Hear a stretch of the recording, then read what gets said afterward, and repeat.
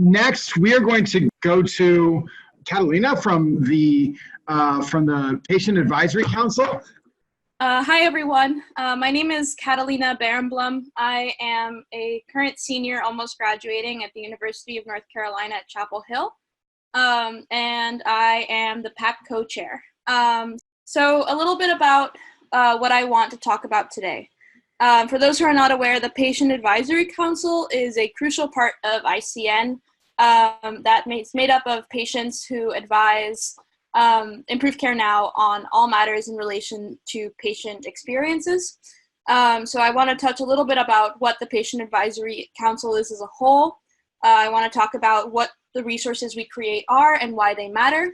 I want to talk about how our resources can be used, and I want to talk about why patient engagement matters. Next slide, Chris.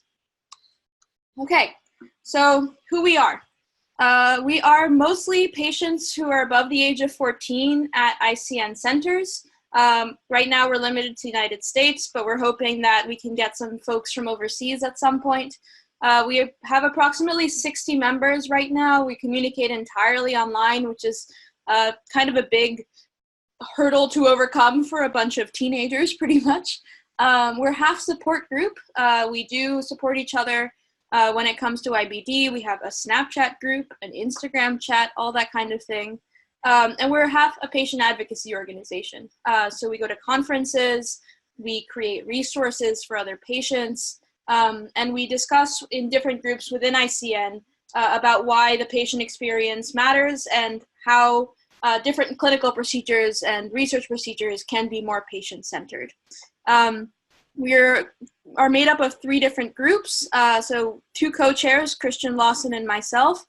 We have a communications team that does social media, so you're very welcome to follow us on Twitter and Instagram. We have an advocacy group that creates toolkits and resources for other patients. And we have a recruitment and engagement group that we're currently trying to grow that focuses on recruiting patients from other centers and making sure that we're keeping our engagement up. Next slide, Chris. So I just want to focus the majority of my presentation on what our resources are. So we spend a lot of time coordinating on calls and on Slack, trying to develop resources that are created by patients for patients. I've given you a little sample of a few of them here. One of them that I'm going to be talking about is the Crohn's and Colitis Storybook, which is essentially a storybook about different patients' experiences with inflammatory bowel disease. Among other resources, we have a travel toolkit, which talks about traveling with IBD. That's especially relevant as we come into the summer. And newly released, especially for individuals who are on this webinar, we have the College and IBD Toolkit, which is an excellent resource for patients entering college, and I'll talk about that one a little bit later on. Go ahead, Chris. So I want to talk a little bit about why our resources matter, right? So we spend all of this time creating all of these resources, and for what?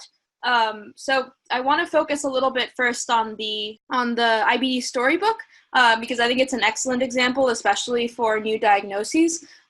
This storybook talks about personal experiences of patients with different issues like self-care and education. And new IBD diagnosis can be incredibly isolating. So resources like the Crohn's and Colitis Storybook can help patients feel less alone. Imagine during you're a child being diagnosed with IBD, during your first clinic visit, you're told about this disease that you know nothing about, and then you're given a storybook that's full of faces of individuals who are going to share the experiences that you've already been having, who can talk about tips and tricks for managing them, and who can make you feel a little bit less alone in the process. We even went so far as to include the ages and locations of the people who are included in the storybook, just to make it feel as personal as possible. Most resources that IBD patients receive, especially upon first diagnosis, don't provide a first-hand outlook. They mostly just talk about like how to manage your IBD generally, but none of them really discuss the patient experience directly. So what we want to do is we want to make sure that patients feel less alone by actually connecting them, virtually at least, with other patients who have similar experiences as them. Next slide. So I want to focus a little bit on this page of the IBD storybook, which I think is really telling. A lot of resources are given to patients, and they are meant for both for the patient and the parent, whereas some of our resources discuss things that patients might not be necessarily comfortable talking about with their physician or with their parents. So something about, for example, how easy it is to discuss your IBD with your parents or guardians is really important for patients, especially because the disease can be so personal and so isolating. And this really emphasizes the importance of resources created by patients for patients that actually touch on the specific experiences that patients may have, both ones that they're willing to talk about and ones that they're not willing to talk about. We make sure it's incredibly accessible to families and patients by making the language familiar and accessible to kids of all ages. So I want to focus a little bit too on our college toolkit. So this is a new resource that we created that should have been sent to every participant on this webinar. But speaking personally, college is one of the most difficult experiences to manage with IBD. I came into college, I go to college 14 hours away from home, and I came into college already flaring. I had an abscess, and for better or for worse, I left home and decided to move 14 hours away to North Carolina, where my parents couldn't really help me. And I didn't know a lot of the things that this toolkit is actually providing. I scoured the web trying to understand what I needed to do to prepare for college, especially considering that I was so sick. And there wasn't really a resource that actually gave me all of the information I needed. So some of the things that this toolkit suggests that you do is to contact your school's accessibility or disability support services to set up a meeting to get accommodations, which are incredibly important to patients like me who flared and ended up having surgery halfway through my freshman year, only to try to stay in classes by completing all of my assignments from the hospital bed. So resources like this that actually are created through the experiences of individual patients are incredibly important because they make sure that all of the experiences that patients might have are actually put together in one document. And that is not necessarily provided by provider or center or other third-party created tools that are not based on especially patient-created patient experiences, in fact. So these are, all of the tips from patients who have been there, and it has a checklist format which helps patients feel a little bit more in control with something like college that can often make them feel entirely out of control. Next slide. So this is one of the things I wanted to talk about. I know that for a lot of patients, going to college is a time of a lot of stress, and it's really easy to be overwhelmed when it comes to all of the assignments that are being placed on you and meeting the standards of all of your classmates. And I would have really benefited from something like this my freshman year when I started taking all of these really difficult classes about Russian and policy and all of these things that I had never encountered before. And I ended up stressing myself out way too much and hurting my health in the process. So things like this that don't necessarily have to do with IBD, but are just helpful reminders of things that are beneficial to limiting stress in patient experiences are the kinds of things that are really important for patients. So not all of our resources are specifically having to do with medical things. They just deal with lifestyle generally. And things like, for example, conserving your energy for important things. So, I tried to do all of my homework in the beginning of the day because I was so anemic that I knew that I would be falling asleep by 7 p.m. at night. Taking a break would have been really important for me, but I didn't do it, and hearing these kinds of things from a resource that I'm getting that I know has been written by patients would have been incredibly important for my experience. Next slide. So this is another one that I think is really relevant. I picked some slides out of the toolkit that I think are really important. So balancing college and IBD is incredibly important. I recently had a conversation with a physician who told me that he tells his patients that they can do everything they want to do once they get diagnosed. And I told him, yeah, that's true, but there are some limitations that patients have that they need to take into consideration. So you don't want to get so overwhelmed with academics and a social life that you end up hurting yourself in the process, because once you lose your health, you aren't able to do absolutely everything that you want to do anyways. So things like considering how many classes you're taking is something that I learned the hard way. Now I try to take the minimum amount of workload that I can take to be a fully enrolled student. Not overcommitting myself is something that I also learned the hard way. Finding yourself struggling and asking for help, I think, is incredibly important advice, especially when it comes to reaching out to counseling services. Now that students are far from home and they can't necessarily rely on discussing issues that they're having at school with their parents, or having their parents there to help them to defend them against potentially teachers who are giving them incredible workloads that aren't sustainable for their specific situations. So those are just, some examples about why resources like this matter, and why the specific suggestions that we give in these resources are especially relevant to patients, considering that they come directly from the patient experience, and really touch on things that are relevant to patients that they can benefit from hearing firsthand. Next slide. So I think a question that I get asked a lot, and I'm on a number of committees with ICN, I'm on the board of directors, I've gone to a number of conferences, and a lot of centers and parents have trouble incorporating resources, right? So kids these days are spending a lot of time online, and giving them a piece of paper isn't always necessarily something that they're familiar with. Simultaneously, I know that medical institutions are hard to manage, and bureaucratic issues are common, and incorporating new resources is often difficult. So one of the things that I think it's really important for providers especially to ask themselves, and staff members at centers, but also parents, is when you open your new patient folder and you give new patient folders to new patients, do you have any resources specifically for the patients, or are more of the resources oriented toward the parents? Are all of the resources just trying to explain what the diagnosis is, or are they actually discussing how to cope with a diagnosis? If not, some of the resources like the IBD storybook are a perfect suggestion for things to include in your new diagnosis packets. It's a beautifully produced, high resolution document that all of your patients can benefit from. If you have an iPad in your clinic, you can show the resource to your patients on an iPad, or you can include it in their post-visit notes, a link to the resource, and suggest that the parents encourage the child to look at it. I think it's really important to remember, especially something with new patient folders, that it's the child's diagnosis, not the parents. And while the parents and the families are definitely being impacted by the diagnosis, ultimately, they don't have the bodies who are suffering, and they are not the ones who are going to have to cope with a new diagnosis directly for the rest of their lives. Another thing I wanted to touch on is that do you have children or patients who are asking questions about a specific experience?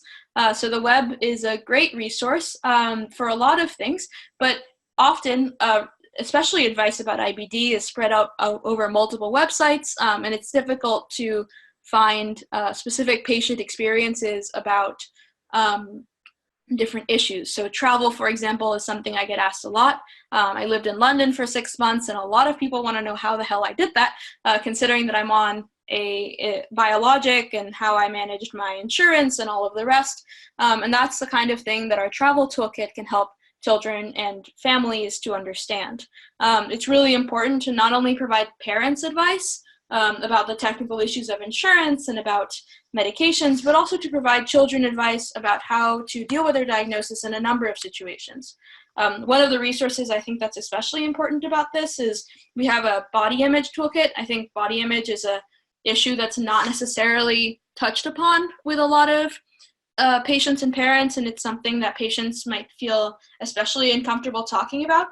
So if you notice that some of your patients are having negative self-confidence issues in relation to their bodies, or if you realize that your child is feeling uncomfortable in their own skin, it might be a good opportunity to provide them with the body image toolkit, which is a specific resource that has patient experiences for dealing with body image issues.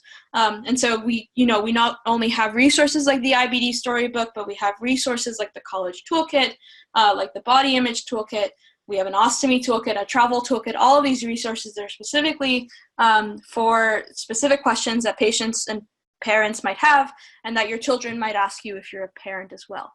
And it's really easy to get our resources to patients. So patients spend a lot of time sitting in waiting rooms and clinic rooms and infusion centers. And while I understand that some clinics don't necessarily have complete ownership of those spaces, potentially before patients enter a clinic room, when they are deposited there by the nurse, there can be a binder with our resources that they can look through. So you have a big binder and it says IBD resources on the cover, and patients can leaf through it while they're waiting for their provider to walk in. And I'm sure that leafing through our resources can lead to a lot of questions that can help fuel a healthy discussion during the clinic appointments. The same can be said for infusion centers. A lot of patients wait for their medications for multiple hours. And while Netflix is definitely a good time-passing opportunity, it might also be a good chance to have them look at resources that can help them feel much less isolated about their illnesses. Next slide. So I want to talk a little bit, and I think this is really important, about why patient engagement matters. So I was diagnosed with IBD when I was 11. I'm 21 now, and I, at first, didn't really feel comfortable at all talking about my diagnosis. In fact, I often said that I was a broken machine. I used really negative language. I was scared to go to advocacy organizations and do any kind of advocacy work because I wanted to be normal. And I wanted to suppress all of these negative feelings I had about my body and about myself as much as I possibly could. It took, going my freshman year to college 14 hours away, having 3 surgeries while still staying in school, and seeing that there's a lot of isolation that comes with having this disease, and seeing that I could use those negative experiences that I had to make a positive impact on the lives of other people. So I think patient engagement is fundamentally a symbiotic relationship. So not only are not only are providers benefiting by increasing the standards of their practices by including patients, but patients are benefiting by being able to take something that's inherently negative in their diagnosis and making it something positive. And most patients, some might feel apprehensive about engaging in advocacy work and engaging with the clinic in a way that they're not familiar with. But I think, especially if they're asked, a lot of patients will feel more comfortable doing this. Patient engagement can also improve the clinic experience. So I participate in my center's weekly ICN meetings and provide my perspective on different issues. I mostly talk about, multidisciplinary care, and I comment sometimes on our hospitalized patients. And I really want to make sure that the clinic experience is as beneficial as possible to patients, especially as providers don't necessarily know what it feels like to be in a clinic room as a pediatric patient. I've also participated on a number of study protocols, so like the Produce study and a number of others, and I think the patient experience can help a lot with recruitment in making sure that any recruitment materials and policies are as optimal as possible to make sure that patients are actually willing and able to sign up for your studies. It also increases patient self-management. I feel a lot more inclined to take care of myself because I'm taking my negative disease and I'm making it something positive. I've learned so much about my illness this way, and I now know so much that I basically feel like I can almost treat myself. Obviously I don't, but the self-efficacy and the self-confidence that gives me makes me feel much more in control of my diagnosis. Patient engagement and family engagement is also a way to connect families and build a community within your organization. So you have a lot of families that are coming in and out of centers and in and out of clinics who don't necessarily know each other, but they can definitely benefit from learning about each other's experiences. And getting them in a room together and building an advisory board is a great way to create a community within your center, and then engaging them in ICN is a great way to build a community nationally. So how should you engage patients? So the first thing you can do is sign up for Circle. So the Circle is a great resource. It's a newsletter that you can get about everything having to do with ICN. The Patient Advisory Council gives a lot of updates on the circle to make sure that everyone is informed regarding new resources that we are releasing. You can also find every resource that I've talked about and more online. So I highly encourage you to give them to your kids and patients. I know a lot of kids are kind of apprehensive about looking at a lot of these kinds of things, but I would encourage you to print them out and then sneakily leave them around their bedroom. And I promise you at some point, they're likely to look through it and learn a little bit from it. Something I also encourage patients and parents to, or patients to do, and encourage parents to encourage their children to do, is to join the PAC. I always like to tell the story that, you know, ostomies are really difficult to have around and out in the open for a lot of patients. But whenever we go to conferences together, there's at least a couple of patients who have ostomies who are very comfortable having them out while we're sitting in a room together and just hanging out. And I think that really demonstrates the importance of spending time with other individuals who have your disease, and joining a PAC is a great way to do that. I also would say that on a local level, it's really important to advocate for your patients to get involved in QI meetings, especially your patients who are over the age of 18. We found that it's not that difficult to get patients HIPAA trained. And if you are a parent or a patient at a center, I would encourage you to ask your provider about getting involved in QI meetings, because most providers would be more than willing to incorporate parents and patients more in their QI work. Next slide. I think that's it. Yep. All right. Thank you so much. Well, good evening, everyone. My name is Jill Horan. I'm the co-lead for the Parent Working Group, and wanted to thank the PAC and Kat in particular for such a great presentation. I think it underscores the importance of stakeholders in improving care, and so we're so privileged to have such a dynamic group of patients who are willing to work together to really improve care. What I'd like to focus on now for just a moment with my friend Maria is that we're going to be going over what the Parent Working Group looks like and how you can get involved and feel empowered to help improve the care of your patients and your families.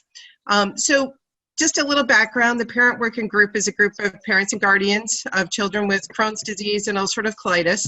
We're really committed to enhancing the quality of life for our children and other families that live with inflammatory bowel disease.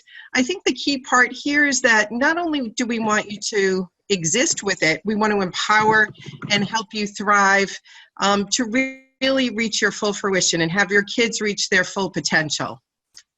Next slide, please. Hi, ICN. Hello, everybody. I'm Maria Tribble, calling in from Northern California. I'm part of the Parent Working Group, and I'm responsible for securing presenters for the monthly Parent Working Group All Calls. What are Parent Working Group All Calls? Well, let me provide a few key elements. The presenters are comprised of the Parent Working Group, PAC members, ICN personnel, and clinicians. These 1-hour calls range in topics relating to IBD. The calls are vital in keeping the Parent Working Group connected to one another, as well as being a valuable resource tool. It's like a mini tutorial monthly, and you get to network with other parents every month. We hear the latest information regarding research, toolkits, events at care centers, just to name a few. And as you can see, we hosted quite a few interesting topics, and there is more to follow. This month, focusing on accommodations, and in June, just in time for summer, advice on summer travels with IBD. One of the presenters that comes to mind is Dan Hecking, calling in from Sweden at 1 o'clock in the morning to present his app called Pling. Once you've received an email from ICN about an upcoming all call, all you have to do is RSVP. ICN makes it so simple to navigate the RSVP process. Reminders will be issued as well at least a few days before the all call. I hope you can join us for a future all call. My name and email is located in the Parent Working Group directory. And if you have any ideas or topics for an upcoming all call, I'd love to hear from you. Thank you. Hi, this is Jill again. So what are the opportunities for getting involved? So you can join our monthly webinars. The other thing that we do is a family newsletter, so you can share your thoughts in the newsletter. Join a subcommittee. So we have lots of really exciting projects that we have going with our research committee, membership, trying to get other folks to join us, the communications committee, and you can connect with us on Facebook at Improve Care Now Parent Workspaces. I think the big thing is that there's a huge benefit of getting involved with other parents. You know, you share this experience, and it's hard when you're feeling a little isolated that other people may not understand what you're going through. I think the strength of the parent working group is that we're all in the same boat and we're all trying to navigate the best, for the best interest of our kids. And so these are opportunities to really feel empowered and to make change. So we would really encourage you to join us and help us as we move forward in our mission. Next slide, please. So these are a couple of links that you can use to get involved. The parent working group sign up is www.improvecarenow.org, connecting-parents, and the other links here as well. And also Chris Keck, who is our staff liaison, is also a good resource if you have any additional questions about what the parent working group is all about. But we really encourage you to be part of this, be part of the change, feel empowered to be more than just passive recipients, but rather empowered to be active participants in your child's care and really making change to improve care for not only your family, but other families as well. Next slide, please. So again, this sort of sums it up that, being so happy to connect with everybody. There's really passionate people who are looking forward to trying to improve care for folks. And again, we invite you to be part of that journey with us. Thank you.